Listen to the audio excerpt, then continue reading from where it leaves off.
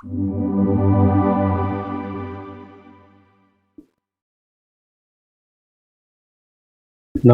tassa bhagavato arahato samma sambuddhassa. Namo tassa bhagavato arahato samma sambuddhassa. Namo tassa bhagavato arahato samma sambuddhassa. Yo ca buddhan ca dhamman ca sanghan ca saranang gato cattari arya sajjani sammapanyaya passati. Persujudan kepada beliau yang berberkah, yang maha suci, yang telah mencapai penerangan sempurna oleh diri sendiri. Persujudan kepada beliau yang berberkah, yang maha suci, yang telah mencapai penerangan sempurna oleh diri sendiri.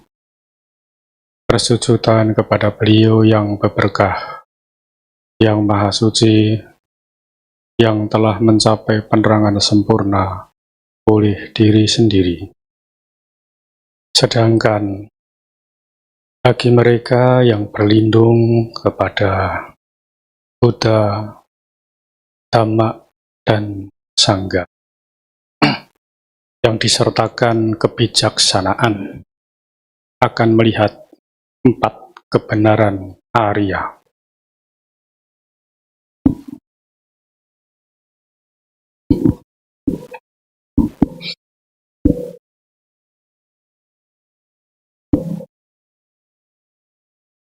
Ibu, Bapak sekalian, selamat pagi, Namo Buddhaya. Kesempatan berharga pada kesempatan pagi hari ini, karena kita semua bisa berkumpul di tempat ini dalam kondisi sehat, lahir dan batin. Dan kita berkumpul untuk membahas Dhamma. Ibu, Bapak dan sekalian,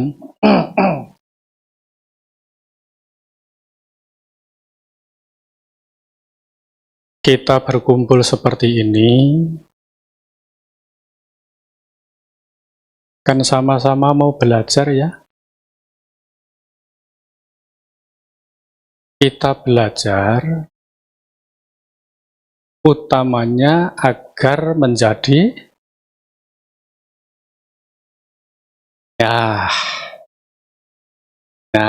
utamanya kan untuk menjadi pintar.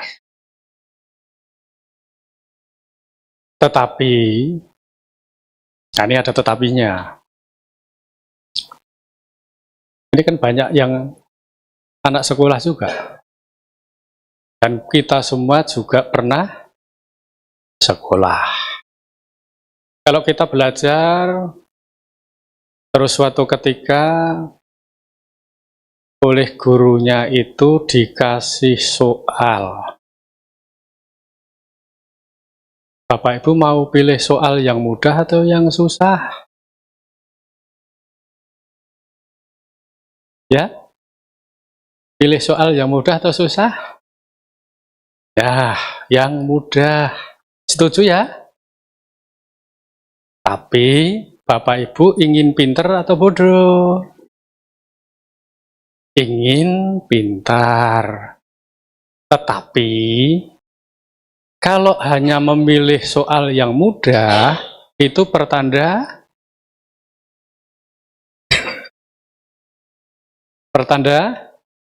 nah jawab sendiri loh ya.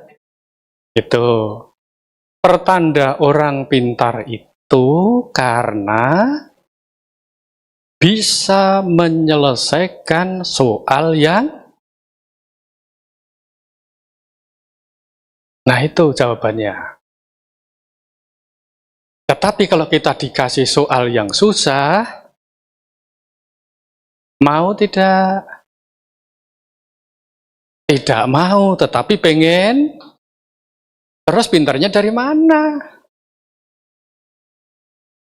Nah, inilah Ibu Bapak Saudara sekalian, hidup kita ini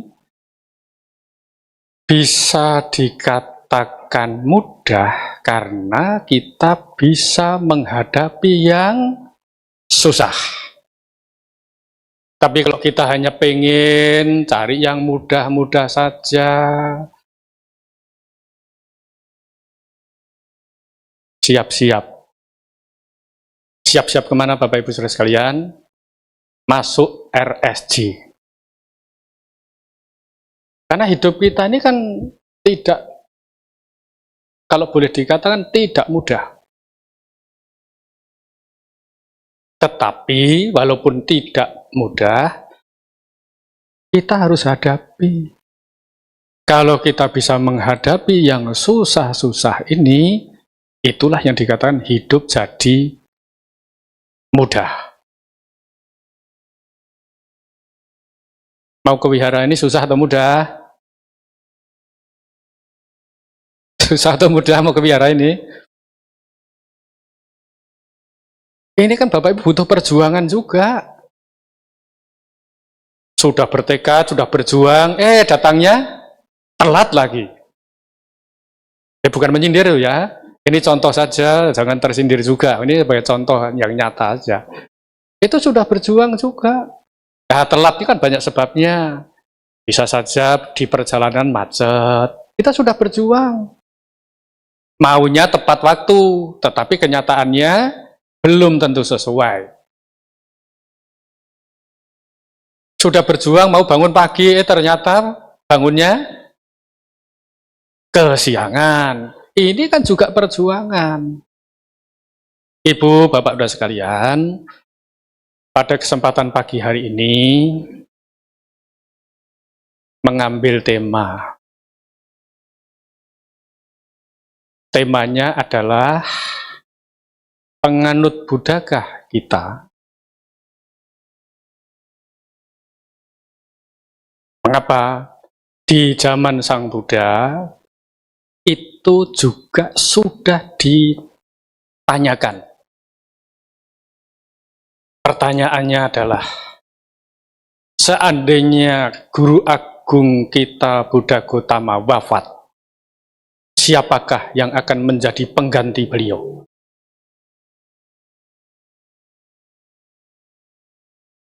Karena zaman itu juga ada orang-orang yang luar biasa. Tetapi beliau tidak menunjuk individu. Beliau menjawab, sebagai pengganti beliau adalah Dhamma dan Vinaya. Bukan menunjuk personal. Karena apa? Dhamma yang telah beliau babarkan ini telah tuntas, sempurna. Dan Dhamma yang telah beliau babarkan ini indah pada awalnya, indah pada pertengahannya, dan indah pada akhirnya. Oleh karena itu beliau menekankan sebagai pengganti beliau setelah Mahaparinibbana adalah Dhamma dan Vinaya. Dhamma artinya ya perihal. Jadi perihal-perihal di situ kan ada baik, ada buruk, ada yang dikatakan netral, itu kan perihal-perihal. Jadi Dhamma itu kan ada yang baik, ada yang buruk juga.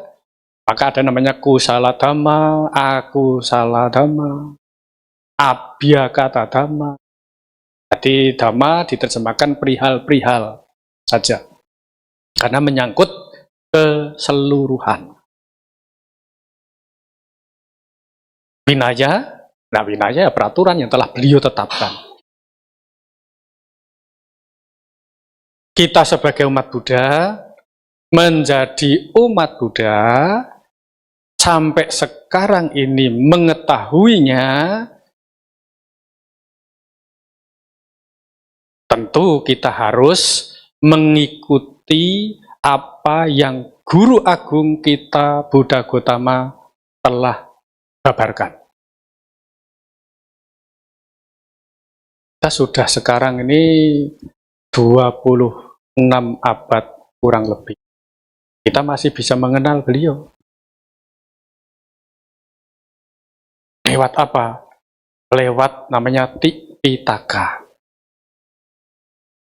Ti itu 3, Pitaka ya kumpulan atau keranjang.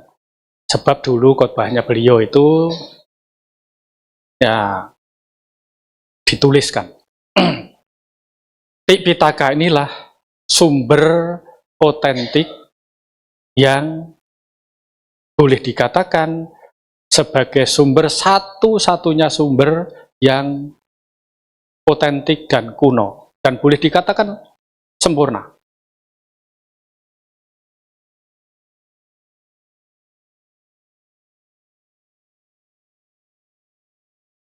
Untung zaman itu telah dituliskan. Kalau tidak dituliskan, ya kita tidak akan tahu riwayat Guru Agung seperti apa, riwayat murid-muridnya itu seperti apa. Kita bisa tahu ada riwayat Guru Agung kita Buddha Gautama, riwayatnya Sariputta, Moggallana, Dewadatta, ada Cinca, segala macam itu karena apa Bapak Ibu? Karena kita membaca kitab suci.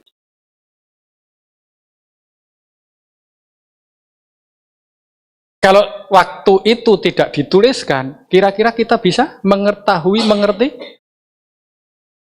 Sudah tidak tahu lagi. Jadi sumber otentik, yang asli, yang awal, yang kuno, bahkan kalau boleh dikatakan itu ya masih otentik itu ya Tipitaka.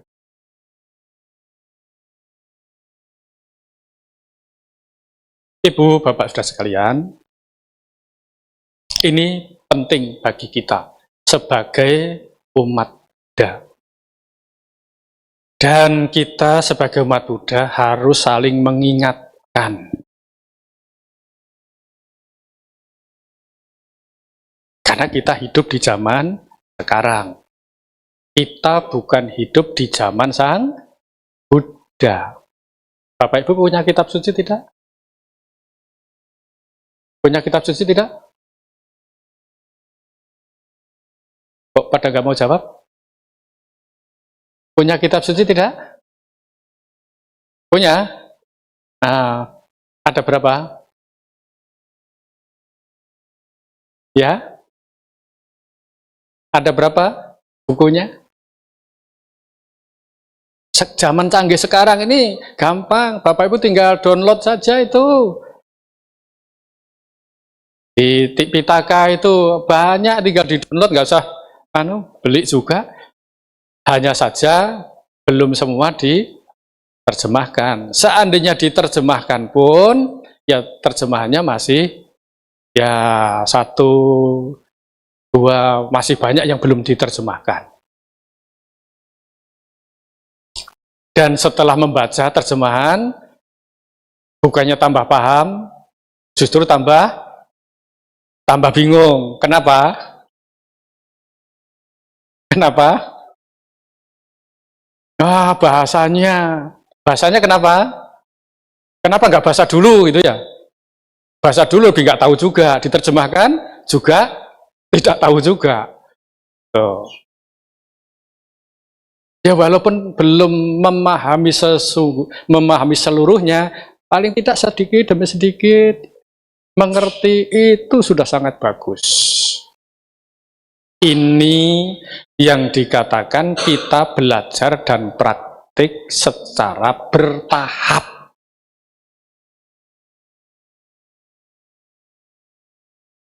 Maka ada buku Parita Biru ini, dulu waktu dicetak pertama pada banyak yang komplain, Ini kok terjemahannya susah. Susah tidak, Bapak Ibu? Susah tidak? Susah. Lah, kita belajar Dhamma ini belajar ajarannya siapa? Belajar kepada ajarannya orang yang namanya seorang Buddha. Oh, seorang Buddha itu kan mereka maha wisudi,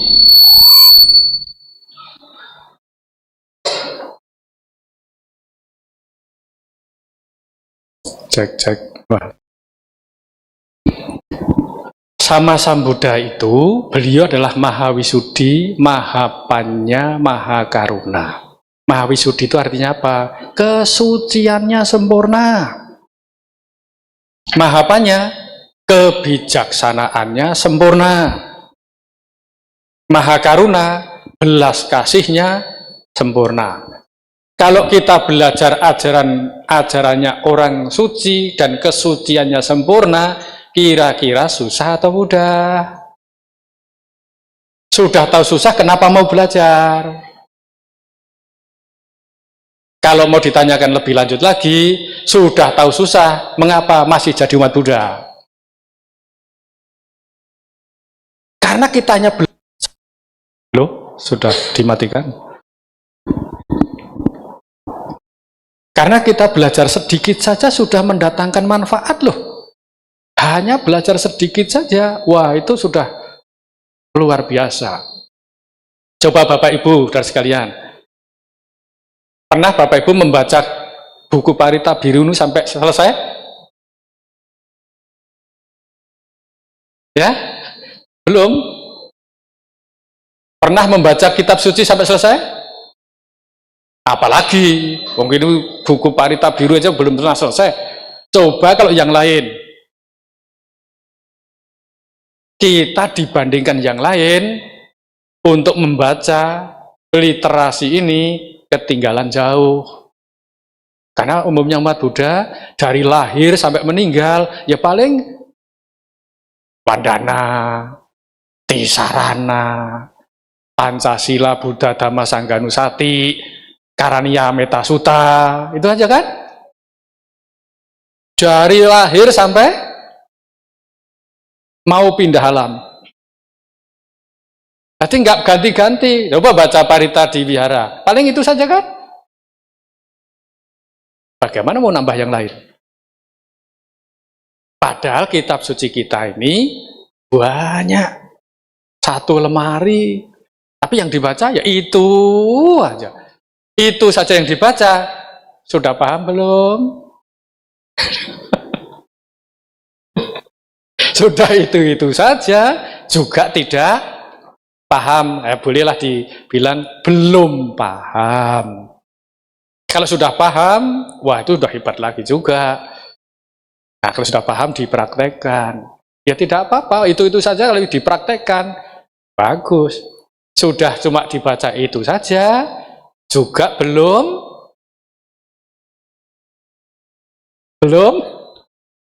mengerti juga. Ini kan kasihan juga ini. Oleh karena itu Bapak Ibu, ada yang setiap tahun ikut ITC di Borobudur. Nah, itu kalau di sana paling 10 suta saja. Itu paling banyak. Kadang dikasih buku 10 suta, nggak sampai selesai. Oh. Padahal semua kan 84.000 pokok Dhamma. Nah, kalau 84.000, kalau cuma setahun 10, terus berapa tahun? Sampai kelahiran akan datang lagi belum selesai juga ya. 1 tahun paling berapa? 12 kali 10. 120 suta, 84.000. Wah, sampai berapa kelahiran dia? Tuh. Ibu, Bapak, dan sekalian, inilah Pitaka. Semalam ada UDM. Itu banyak yang ditanyakan juga oleh para peserta. Karena kita belajar dari kitab suci yang bahasanya bahasa Magadha, dikenalnya bahasa Pali. Nah, kita kan bukan hidup di zaman itu. Nah, ini maka terjemahannya itu sedikit demi sedikit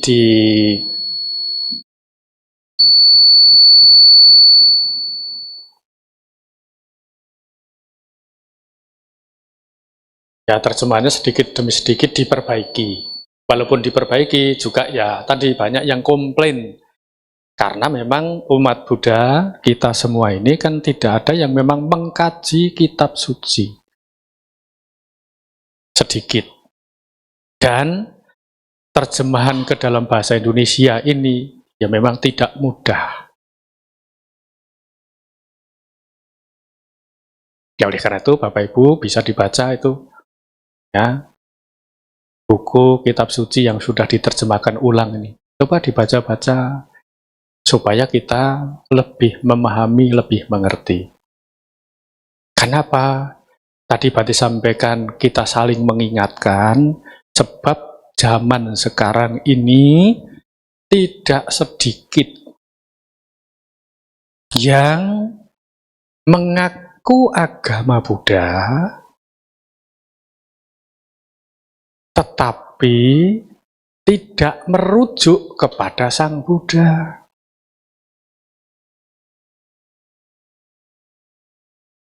Bahkan kalau boleh dikatakan itu dinamakan Acarya Wada. Jadi Acarya Wada itu ya, oh saya berguru kepada guru si A, si B. Bahkan disebutkan juga nama bikunya. Ini ajarannya guru A, guru B, atau biku A, biku B. Padahal dia menjadi biku itu menjalani kehidupannya mengikuti ajarannya siapa? Tetapi kenapa setelah dia mengajarkan diklaim itu ajarannya biku A, biku B? Karena kita misalnya para biku, menjadi biku itu mengikuti cara hidupnya siapa? Cara hidupnya Sang Buddha yang telah ditetapkan oleh Sang Buddha. Kita mengulang seperti ini hanya penyambung. Bahasa saya sendiri ya, penyambung lidah aja. Jadi para biku sesungguhnya hanya mendekatkan kepada Sang Buddha. Karena di Buddha kala, setelah mendengar ajaran dari orang-orang yang telah mengerti apa yang telah disampaikan oleh Guru Agung kita Buddha Gautama, beliau harus bertemu langsung. Yang jaraknya jauh, rela berjalan menyusuri gunung, lembah, bukit, dan bahkan menyeberang sungai untuk bertemu Guru Agung kita Buddha Gautama. Bertemu langsung.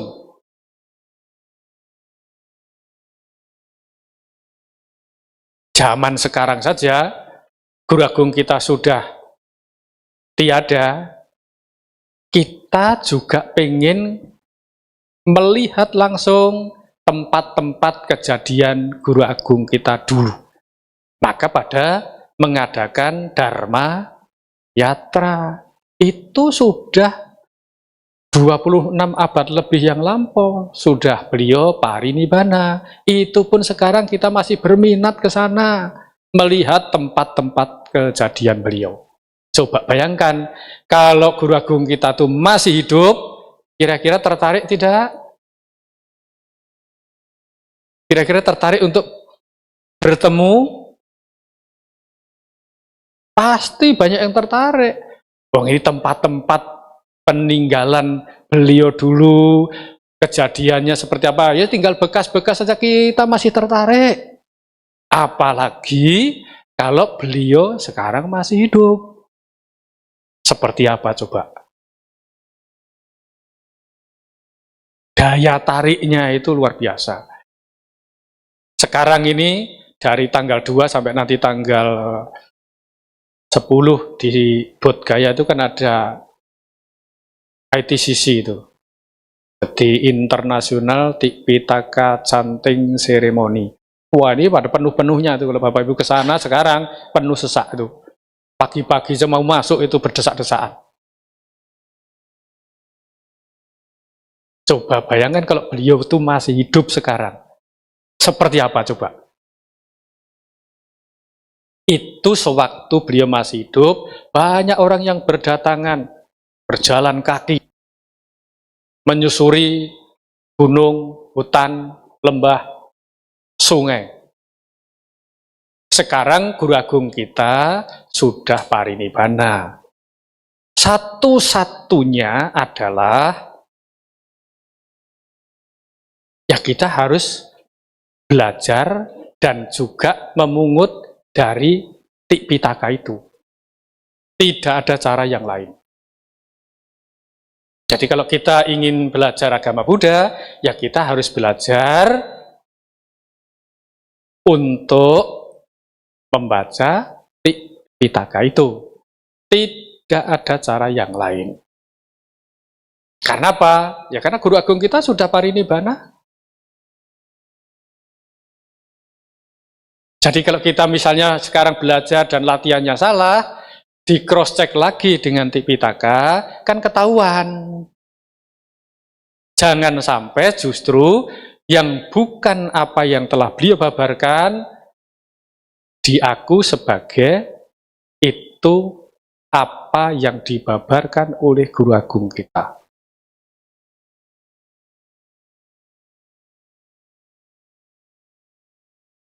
Di zaman Sang Buddha saja,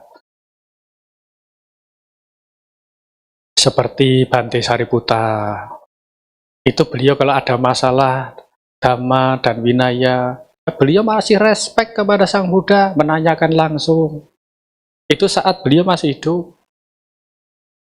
Ada Bante Mahakasapa, ada Bante Upali, yang dikenal dengan nama Vinaya Dara, karena beliau ahli dalam Vinaya, Bante Upali.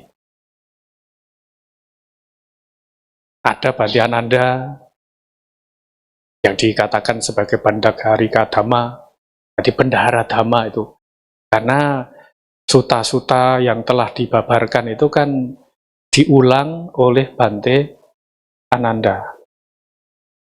Karena Bante Ananda ini menjadi ya asisten beliau selama 25 tahun. Jadi kalau beliau ceramah pas saat Bante Ananda tidak hadir, ya beliau harus mengulang kepada Bante Ananda.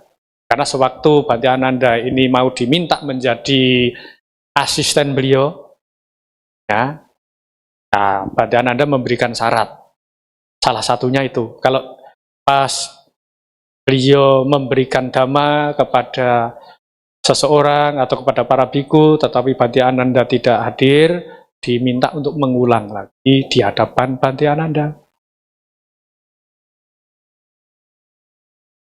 Karena kalau tidak demikian, nanti kan sebagai bendahara dhamma, nanti kalau ditanya para biku-biku yang lain tidak tahu, kan apa gunanya? Asisten tapi tidak tahu, kan dipermasalahkan. Gitu. Jadi Bapak Ibu Saudara sekalian, inilah pentingnya kita juga perlu membaca Tipitaka itu sebagai patokan kita umat Buddha. Ya kalau belum semua, ya paling tidak sedikit-sedikit harus mulai dibaca. Sehingga satu sama lain saling mengingatkan juga. Kalau ada kelirunya kan kita cross check ke Tipitaka kan ketahui. Oh ini kurangnya, ini kurang tepatnya.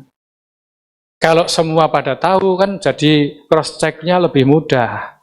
Kalau kita semua tidak mau belajar, ya nanti Bapak Ibu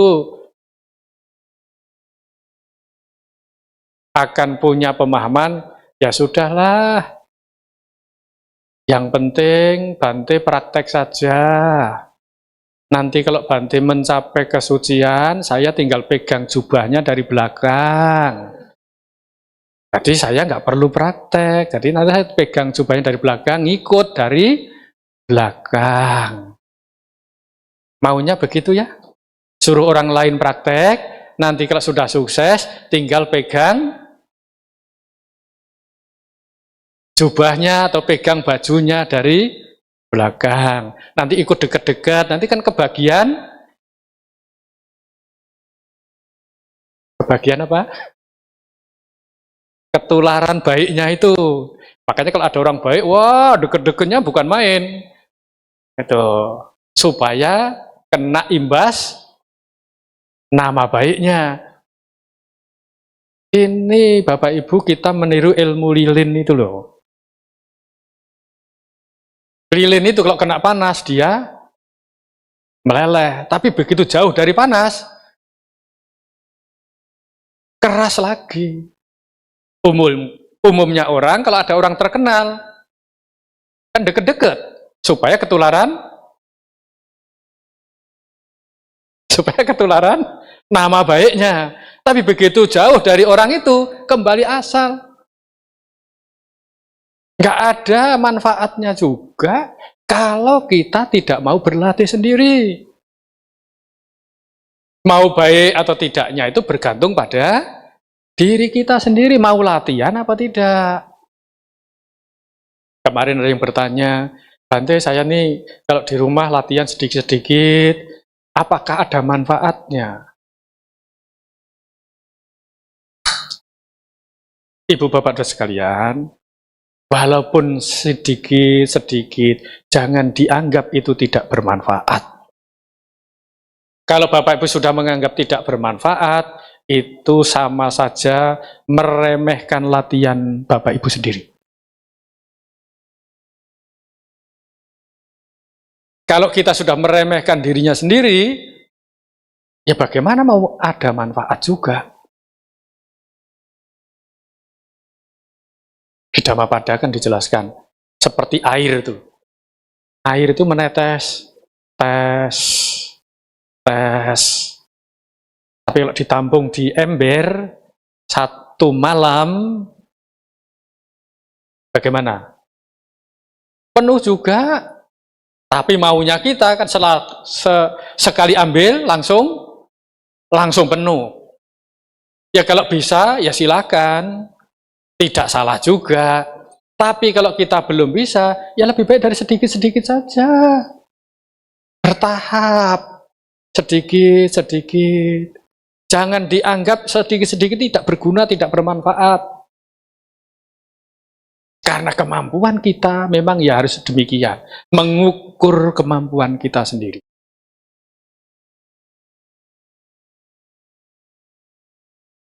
Jangan ukurannya itu orang lain.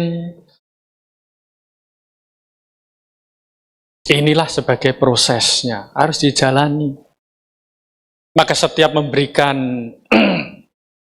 dhamma kepada umat awam, Guru Agung kita selalu menunjukkan yang namanya anupubikata.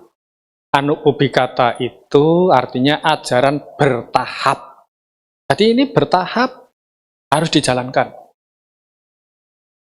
Tahapannya bagaimana? Satu, berdana. Dana, terus nanti sambil jalankan sila. Dana, sila, nanti saga. Setelah saga, kama dinawa. Setelah kama dinawa, ni kama ni sangsa. Dana ya ketulusan, keikhlasan. Bapak Ibu datang ke sini tulus, ikhlas tidak? Atau terpaksa? Jadi berdana itu tidak hanya semata-mata materi. Bapak Ibu datang mendengarkan dhamma dengan tulus ikhlas, ini juga bentuk dari dana.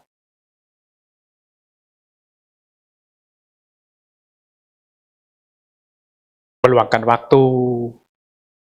Harusnya pagi hari ini Bapak Ibu kumpul sama keluarga, tapi menyisihkan waktu untuk datang ke wihara. Ini kan bentuk berdana juga. Setelah datang, mau membaca parita, latihan meditasi, mendengarkan dhamma, ini kan juga bentuk berdana juga. Kalau Bapak Ibu tidak datang, Bante datang ke sini, paling ceramah ngadepi kamera saja. Berarti menceramai kamera. Nontonnya dari sana, dari rumah, bisa juga. Tapi dengan datang langsung kan berbeda. Ini bentuk dana.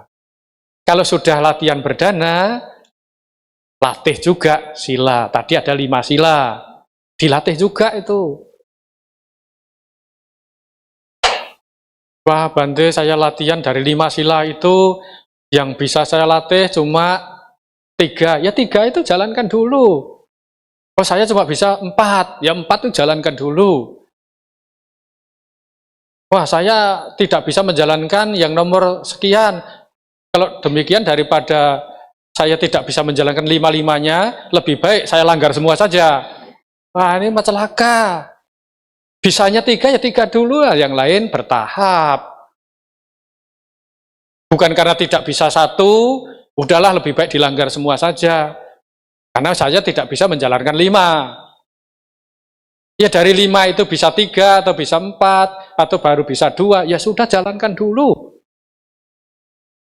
Sambil kita berusaha. Syukur-syukur bisa 5-5-nya dilatih. Tapi sekarang bisa melatih, besok melanggar lagi, ya berusaha lagi. Inilah tahapan kita, memang harus berusaha semikian. Jangan karena alasan tidak bisa menjalankan 5-5-nya, lebih baik dilanggar saja semua. Ini celaka. Ada kan yang punya berpikiran seperti itu? Nah, kalau nggak ada, bagus ya. Ada yang bertanya demikian. Jadi kalau misalnya melanggar 1 kan berarti saya nggak bisa latihan. Ya udahlah, dilanggar sekalian saja. Wah, ini malah berbahaya. Ini dana sila. Kalau orang sudah berdana jalankan sila, akan mendapat namanya kebahagiaan di surga.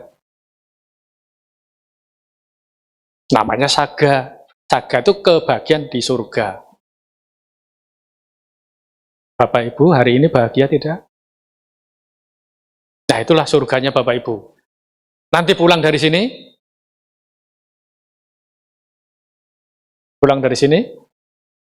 belum tentu bahagia juga.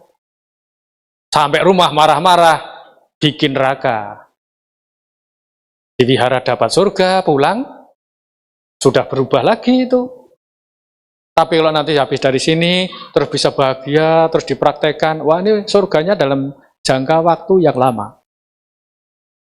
Kalau bisa mempertahankan dalam keadaan waktu lama, bahkan nanti sampai mau meninggal bisa dipertahankan, wah meninggal lahir di alam surga juga. Jadi surga tidak semata-mata setelah mati, saat hidup ini bagaimana? Bapak Ibu, kita semua hidup di masyarakat, di keluarga, dengan pertemanan bagaimana, kalau kita bisa saling menghormati, saling menghargai, itu kan hidup yang membahagiakan. Itulah dikatakan kehidupan di surga itu tuh. Sudah hidup bermasyarakat, ketemu si A nggak cocok, ketemu si B nggak cocok, semua yang ditemui tidak cocok. Yang salah siapa ini? Orang lain atau diri sendiri?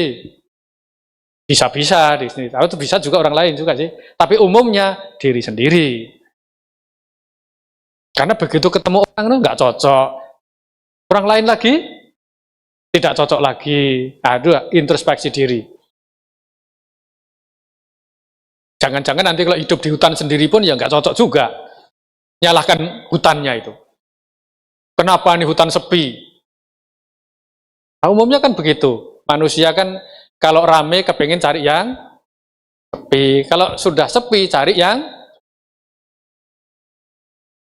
membingungkan. Itu memang manusia itu. Itulah yang dikatakan sebagai kama canda. Nafsu indria kita ini selalu mencari yang menurut kita menyenangkan. Nah, kalau seperti ini di tempat yang nyaman pun tidak akan nyaman.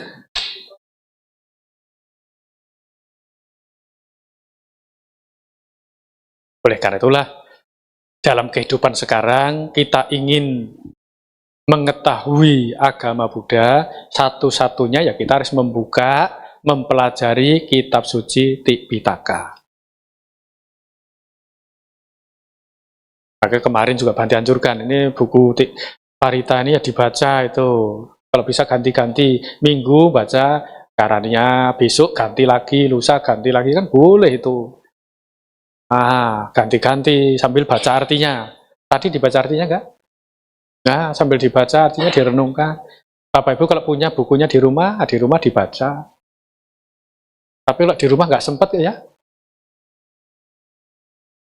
Sempatnya seminggu 1 kali. Itu pun kalau ingat, mau datang ke wihara aja hitung-hitung kancing baju. Datang, tidak. Datang, tidak. Akhirnya jatuh ke tidak pasti. Kalau mau berbuat baik saja hitung-hitungan, itu pasti ujung-ujungnya tidak jalankan. Tapi kalau berbuat yang buruk, pernah Bapak Ibu hitung-hitung? Tidak pernah. Kalau yang buruk-buruk langsung sigap, cepat jalankan. Tapi kalau yang baik, hitung-hitung. Datang, tidak. Datang, tidak. Kalau sudah hitung-hitungan begini, dijamin tidak mau datang. Makanya, kalau muncul pikiran yang baik, bergegaslah berbuat kebajikan. Sebab kehidupan kita ini singkat.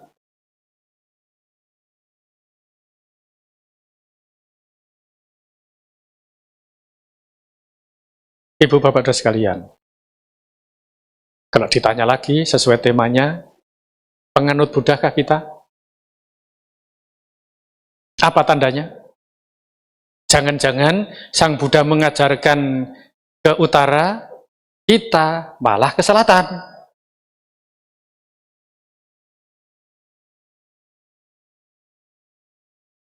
Nah, kalau tidak sesuai begitu, apakah kita umat Buddha?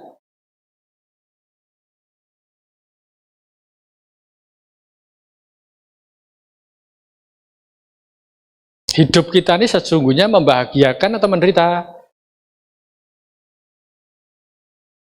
Oh, ada suka, ada duka. Tapi kita kepinginnya yang bahagia-bahagia saja, tidak mau menderita. Hidup ini kan ada suka, ada duka. Dua sisi ini harus diterima semua. Kalau kita hanya melihat hanya satu sisi saja, tidak bisa. Oleh karena itulah, di dalam 4 kebenaran Arya, itu yang pertama, duka. Yang dikatakan duka itu apa? Lahir, tua. Sudah tua belum? Lahir, tua, sakit, terus meninggal. Bertemu dengan yang dibenci. Itu menderita atau bahagia? Berpisah dengan yang dicinta. Pernah belum? Pernah. Bertemu yang dibenci pernah belum? Tidak tercapai harapannya. Menderita tidak? Menderita juga. Inilah duka namanya.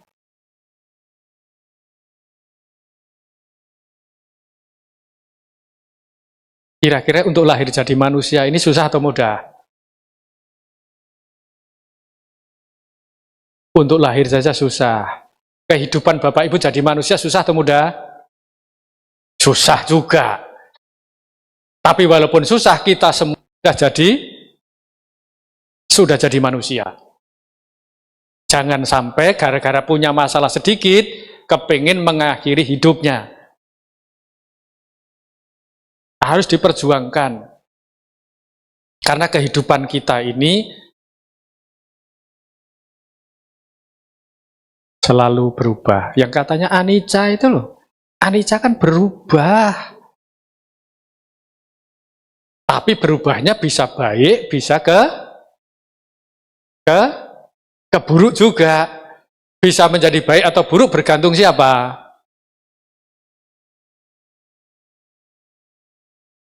Kalau ditanyakan bergantung siapa, ya ini yang menentukan itu sesungguhnya hidup kita ini bergantung 100%. Jadi kehidupan kita ini bergantung 100% pada kalyana mita. Pada teman yang baik. Sebab kita hidup tidak bisa hidup sendiri. Bapak Ibu bisa sukses gara-gara siapa? Gara-gara siapa? Teman. Kalau Bapak Ibu tidak punya teman, tidak akan bisa sukses. Pelanggan-pelanggannya itu siapa kalau bukan teman? Ayo. Kalau Bapak Ibu dagang, punya pelanggan tidak? Pelanggannya setia atau tidak setia yang membuat sukses? Ya pelanggan yang setia. Dia tetap ngambil barang-barang dari Bapak Ibu, menjaga komitmennya, menjaga kejujurannya. Ini kan teman atau teman yang baik. Coba kalau tidak ada orang seperti itu, bagaimana Bapak Ibu mau sukses? Begitu order, harusnya bayar, tidak dibayar. Wah, kalau seperti ini ya cepat stresnya. Kalau sudah stresnya berat, depresi. Kalau sudah depresi, pengen bunuh diri gantung diri di pohon cabai. Seolah-olah hidupnya sudah nggak ada jalan keluar kan, sudah susah. Sana ketipu, sana ketipu. Nah, sudah sulit itu. Maka bergantung 100% pada teman yang baik. Seorang Buddha saja butuh teman yang baik. Maka beliau ada Bhante Ananda, Bhante Upali, Bhante Sariputta, Bhante Moggallana. Seorang Buddha saja butuh teman yang baik. Apalagi kita. Kira-kira kalau kita bisa hidup sendiri tidak? Tidak bisa.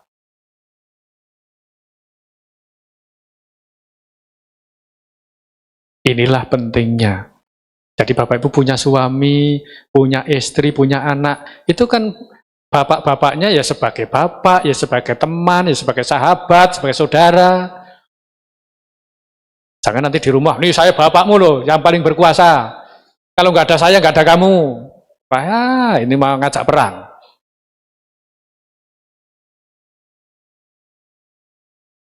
Inilah yang tadi Bhante sampaikan, kita berkumpul saling mengingatkan. Tetapi kalau kita diingatkan, bisa terima tidak Bapak Ibu? Bisa kalau di sini. Kalau di rumah? Kalau di rumah, belum tentu bisa terima. Apalagi pas egonya naik. Wah, itu. Diomongi sedikit, wah langsung itu kebun binatang keluar semua.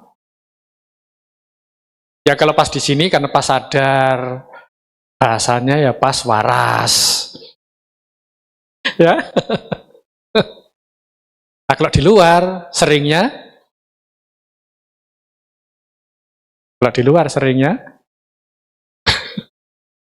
saya nggak mau ngomong ya, jawab sendiri ya. Nah, kalau sedikit-sedikit marah, sedikit-sedikit emosi, ini namanya orang ya orang tidak waras kan? Orang yang suka marah-marah itu sesungguhnya orang apa? Orang apa? Orang gila itu, bukan stres. Sedikit-sedikit marah, emosi. Ini kan sama dengan orang gila. Maka kalau Bapak Ibu ingat ini, berarti kalau sering-sering marah, berarti Bapak Ibu sudah, nah itu saja. Nggak usah pikir panjang-panjang, berarti kalau suka marah-marah, berarti sudah gila. Kalau sudah gila, cocoknya dikirim ke, di sini di mana? Di mana? Kan masalah sedikit itu marah, apapun marah tersinggung, gampang marah. Ini kan kalau tidak gila apa namanya?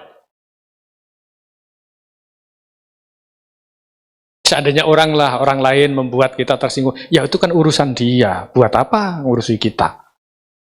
Nah, oleh karena itulah Bapak Ibu Saudara sekalian, pentingnya kita kumpul saling mengingatkan. Jadi jangan mudah tersinggung. Kalau kita mengandalkan ego kita, manfaatnya apa? Karena kita belajar Dhamma ini ingin hidup ingin hidup bahagia. Dikatakan hidup bahagia itu karena satu sama lain saling membantu. Kalau misalnya tidak baik, ya saling mengoreksi. Tapi harus kita yang memberi koreksi ya tepat pada waktunya. Jangan banyak orang langsung ngomong ya kurang baik. Pendekatan secara pribadi bisa kalau memang sudah kenal baik kan. Kita bisa tahu seperti ini karena kita mau belajar Dhamma. Belajar Dhamma mengambil dari mana? Ya dari Tipitaka. Sebab kalau kita ketemu langsung dengan Guru Agung kita, Buddha Gautama, beliau sudah parinibbana. Kita tahu banyak macam cerita. Kenapa? Kita belajar Tipitaka itu. Jadi pendek kata, Bante ini hanya mendekatkan kepada Sang Buddha sesungguhnya. Karena bisa mengetahui Dhamma seperti ini, karena Guru Agung kita, Buddha Gautama, telah membabarkan Dhamma dengan sempurna. Jika kita sebagai umat Buddha masih berpatokan pada Tipitaka dan guru kita sebagai porosnya, Guru Agung kita Buddha Gautama, masih bisa dikatakan kita ini sebagai penganut Buddha. Tapi kalau patokannya juga sudah lain, gurunya juga sudah lain, layakkah disebut penganut Buddha? Itulah refleksi bagi diri kita masing-masing. Walaupun kita memahami sedikit, yang sedikit itu bisa dipraktekkan. Nanti bertahap-bertahap. Maka tadi ajaran bertahap, ada masuk surga, dan kebahagiaan itu kira-kira bisa didapat dari mana? Dari berbuat baik. Oleh karena itu, walaupun kita ingin bahagia, tapi harus direnungkan juga. Kebahagiaan itu juga tidak kekal. Sebab kalau kita tidak berbuat baik, tidak mendapat kebahagiaan. Makanya kebahagiaan itu ada cacatnya, ada expirednya. Namanya apa? Kamadinawa itu. Kebahagiaan itu kan karena kita berbuat baik. Kalau Bapak Ibu berhenti berbuat baik, bagaimana mau mendapat bahagia? Oleh karena itulah tahapan yang terakhir namanya nekama nisangsa, manfaat melepas. Jadi kalau kita berbuat baik, sudahlah lepas saja. Karena tidak sedikit orang setelah berbuat baik, orang yang kita bantu tidak membantu kita, Bapak Ibu marah atau bahagia? Mulutnya keluar omongan yang baik atau yang buruk? Setelah yang kita bantu nggak membantu kita, umumnya keluar omongan yang buruk. Saat berbuat baik ikhlas tidak? Rela tidak? Saat berbuat baik ikhlas, tapi begitu sudah melakukan, baru muncul ketidaksukaan. Ini namanya, ya kalau bahasa saya pribadi ya sesat pikir, sesat pemahaman. Bukan seluruhnya, bukan selarasnya, bukan benarnya, tapi sudah membelok. Memang berbuat baik itu setelah berbuat itu yang sulit dipertahankan. Saat mau berbuat baik, bisa bahagia. Saat berbuat baik, bisa bahagia. Tapi setelah berbuat baik, itu lebih sulit. Oleh karena itu, rajin-rajinlah kita belajar dan berlatih. Sehingga kita bisa mendapatkan kebahagiaan baik sekarang maupun yang akan datang. Bisa mendatangkan manfaat bagi kita dan bisa terrealisasi kebahagiaan tertinggi Nibbana. Demikianlah yang dapat kami sampaikan. Semoga Bapak Ibu maju dalam Dhamma. Semoga cita-cita luhur tertinggi tercapai. Sapi sata, Bhavantu Sukitata.